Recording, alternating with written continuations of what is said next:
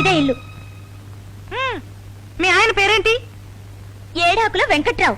ఏ వాళ్ళ ఆయన పేరు చెప్పడానికి మీ అక్కకు సిగ్గా? ఇదే ఆడవాళ్ళు ముందు ఈ జాడ్యం నుంచే బయటపడాలి. వెంకట్రావు గారు, ఏడాకుల వెంకట్రావు గారు. ఎవరు మీరంతా? మీ అందరికి నా ఇంటి ముందు ఏం పని? ఓహో, నీకు సపోర్ట్ గా ఈ గ్యాంగ్ అంతా వేసుకొచ్చావన్నమాట. అదేం కాదు సార్, ఆవిడదేం తప్పులేదు. మేమే కావాలని వచ్చాం. తెలుసో తెలియకో ఆవిడ్ని బయటకు గెంటేసి మీరు తప్పు చేశారు. జరిగిందేదో జరిగిపోయింది. ఇప్పుడు ఆవిడ్ని లోపలికి తీసుకెళ్ళండి. దాందేముంది? నేను అడిగిన 3 లక్షలు ఇస్తే అలాగే తీసుకెళ్తా. అలా కాదు, ముందు ఆవిడ్ని లోపలికి తీసుకెళ్ళండి. అన్ని విషయాలు తర్వాత మాట్లాడుకుందాం. 10 మంది ముందు అల్లరి బాగోదు కదా. ఇదే బెటర్ మేడం. ఇక్కడైతే నాకు రాసుకోవడానికి బాగుంటుంది. నువ్వు ఉన్నావా? మధ్య నీ కూడా ఏమిటి? మీరు తీసుకెళ్ళండి. 3 లక్షలు ఇస్తేనే దానికి ఇంట్లోకి ఎంట్రీ. బావా, మా నాన్న పరిస్థితి నీకు తెలియదు కాదు. ఉన్నట్టుండి అంత డబ్బు ఎక్కడి నుంచి తేగలడు? తేగలడు, తెస్తాడు. తెస్తే మాత్రం అంత డబ్బు మీకెందుకు ఇవ్వాలి? చూడండి, మర్యాదగా దిగొచ్చి ఆవిడ్ని పైకి తీసుకెళ్తారా, లేకపోతే మమ్మల్ని తీసుకొచ్చి దిగబెట్టమంటారా? ఆయన దిగి రాడు. ఆడవాళ్ళని ఫేస్ చేయలేని మగాడు. హెడ్లైన్కి బాగుంటుంది. దిగి రావడానికి నాకేమైనా భయమా? ఇదిగో వస్తున్నా. మగాన్ని కిందకి దించిన ఆడవాళ్ళు. ఇది కూడా బాగానే ఉంటుంది. వచ్చాను. అయితే ఏంటంట? చూడండి వెంకట్రావు గారు, మీకు ఒక కూతురుంది. రేపు దీనికి పెళ్ళయి దీని మొగుడు మిమ్మల్ని కట్నం అడిగాడు అనుకోండి, అప్పుడు మీ పరిస్థితి ఏమిటి?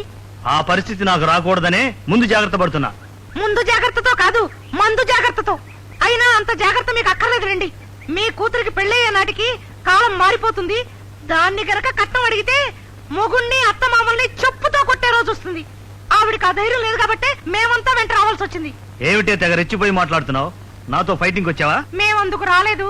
మీకంత సరదాగా ఉంటే తప్పదు మరి. నార్మల్.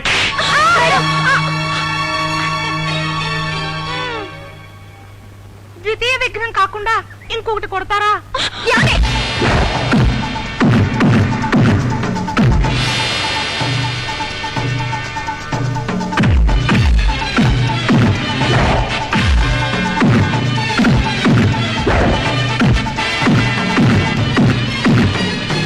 మేడం,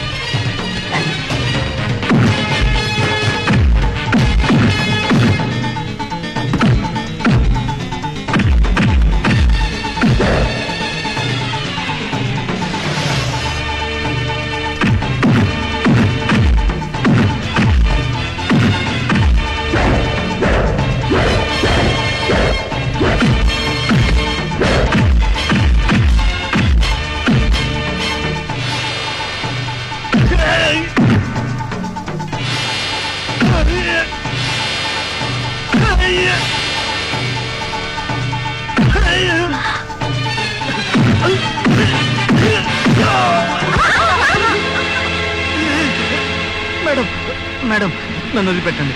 నా కట్నం వద్దు, ఏమొద్దు. నా భార్యని నేను ఏలుకుంటాను. వెళ్ళమ్మా. పప్పి, ఎక్కడికి వెళ్ళావమ్మా? డాడీని వదిలిపెట్టి. దా. పదమ్మా. అయ్యో, ఇలాంటి పనులు చేయకూడదు. వెళ్ళండి. Thank you madam, thank you very much. పద వెళ్దాం. పదండి. మేడం, ఒక చిన్న ఇంటర్వ్యూ. ఇంటర్వ్యూనా? నాకు అలవాట్లేదు. అదేదో నేనే రాసుకుంటాను. ఫోటో మాత్రం చాలా ఇంపార్టెంట్.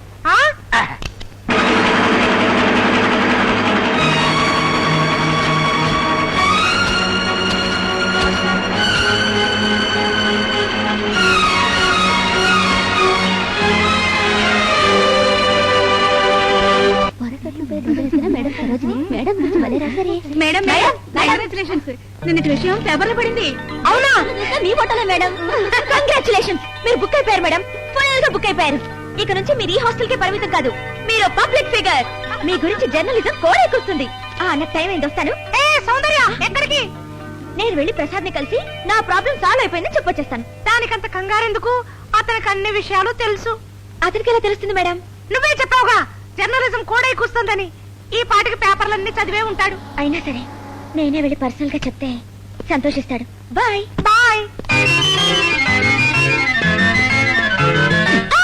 నేను రా. నాన్నమ్మ నేను తీసుకురామని సరోజిని. అవతల సౌందర్య నా కోసం వెళ్తోంది, నేను వెళ్తున్నా. నాన్నమ్మ ప్రోగ్రామ్ దానికన్నా అర్జెంట్. ఓ పని చేయి, 2 నిమిషాలు మాట్లాడి అక్కడి నుంచి అలాగే వెళ్ళిపో. నీతో కర్మ రా. ప్లీజ్ రా. పదండి.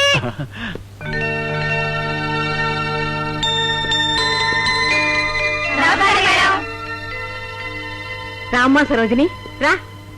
ఇంత చిన్న వయసులోనే ఎంత పేరు సంపాదించావమ్మా. మరి మా రోజుల్లో ఎన్ని త్యాగాలు ఎన్ని సత్యాగ్రహాలు చేసినా ఇంత స్పీడ్గా పేరొచ్చేది కాదు. సంతోషం తల్లి, చాలా సంతోషం.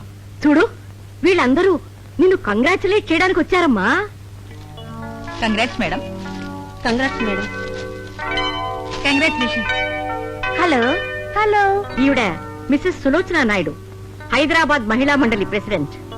మొత్తానికి అతనికి గొప్ప గుణపాఠం నేర్పారు. డౌరీ ప్రాబ్లం తో బాధపడే వారికి మంచి ఇన్స్పిరేషన్. ఏది ఒకసారి ఆ చేయలేవండి. ఫైట్ చేసిన ఆ చేతికి చిన్న ప్రెజెంటేషన్. ఏమిటది? రింగ్ తీసుకో.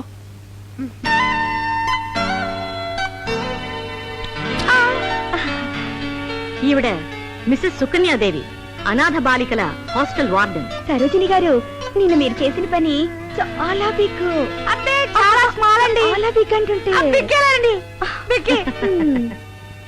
ఇప్పుడు విషయం ఏమిటంటే వీళ్ళందరూ కూడా వాళ్ళ వాళ్ళ లెవెల్లో సంఘసేవ చేస్తున్నారు. కానీ వీళ్ళ కృషి వెలుగులోకి రావాలంటే ఒక స్ట్రాంగ్ లీడర్ కావాలి. నువ్వే వాళ్ళ లీడర్ గా ఉండాలని అందరూ ఆశిస్తున్నారు. నేను కూడా వాళ్ళ అభిప్రాయాన్ని సపోర్ట్ చేస్తున్నాను. అయ్యయ్యో, ప్లీజ్ నాకు అలాంటివేమీ వద్దండి. అయ్యయ్యో, మీరు అలా అనకండి. మేము ఎన్ని చేసినా అవి పబ్లిక్ రీచ్ కావు. ఇప్పుడు మీకు ఇమేజ్ ఏర్పడింది, మీకు ఫేస్ వాల్యూ ఉంది, అట్రాక్షన్ ఉంది. మీరేం చేయక్కర్లేదు మేడం. మీరు ముందు నిలబడితే చేయాల్సినంత మేము చేస్తాం. మా కోసం వాయిస్ ఇస్తే చాలు. డబ్బింగ్ లాగా? డబ్బింగ్. ఇక మీరు మా తరఫున రోజు ఫైట్ చేయొచ్చు. చూడండి, మీరు అనుకుంటున్నంత ధైర్యం నాకు లేదు. ఏదో ఆవేశంలో అతనితో ఫైట్ చేశానే గాని నిజానికి నేను చాలా సాఫ్ట్. అలా అనకండి. మీరు బయటికి చాలా సాఫ్ట్ గా కనిపిస్తారు, కానీ లోపల ఎంత హార్డో. సరోజిని, నువ్వు పేపర్లో ఇచ్చిన ఇంటర్వ్యూ చదివానమ్మా, చాలా బాగుంది. ఇంటర్వ్యూనా? అవునమ్మా. నువ్వు మున్ముందు ఏ ఏ సమస్యల్ని పరిష్కారం చేయబోతున్నావో, భవిష్యత్తులో నీ కార్యక్రమాలేమిటో అన్ని వివరంగా రాశారు. ఇదేమిటి, నేనేమీ చెప్పకుండా ఎలా రాశాడు? నువ్వు చెప్పక్కర్లేదు, జర్నలిస్టులు వాళ్లే రాసుకుంటారు. అంతేకాదు సరోజిని, మనిషి పెరిగే కొద్దీ శత్రువులు కూడా పెరుగుతారు అని నువ్వు అన్నమాట నాకు చాలా బాగా నచ్చింది. అందుకే ఇవాల్టి నుంచి నీకు సెక్యూరిటీ కూడా అరేంజ్ చేశాను.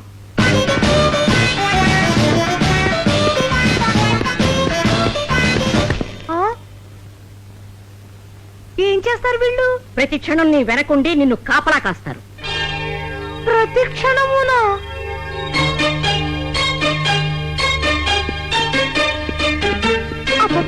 ఆ పేపర్ గొడవ నుంచి తప్పించుకున్నాం అనుకుంటే ఇక్కడ మహిళా మండలి గొడవ, అది తప్పించుకున్నాం అనుకుంటే చెప్పులో మేకుల్లాగా ఈ బాడీ గార్డ్ గాళ్ళు ఒకళ్ళు.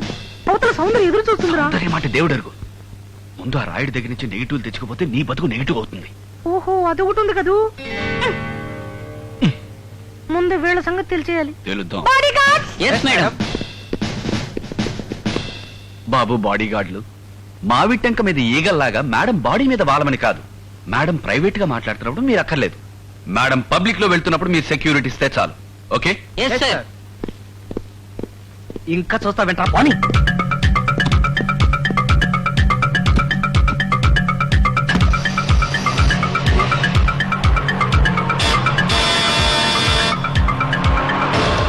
మేడం పబ్లిక్ లోకి వెళ్ళారు. డ్రైవర్,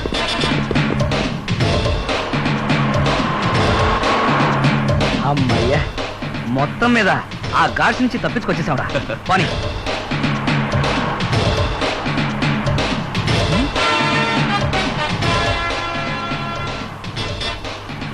ఒరేయ్, అటు చూడు. ఈ గాడ్లు ఎక్కడ దొరికారా మన కర్మకి? వీళ్ళు నా బాడీ గార్డ్లా? నా బాడీలో ఉన్న ప్రాబ్లమ్స్ గాడ్లా? తొక్కు తొక్కు తొక్కు.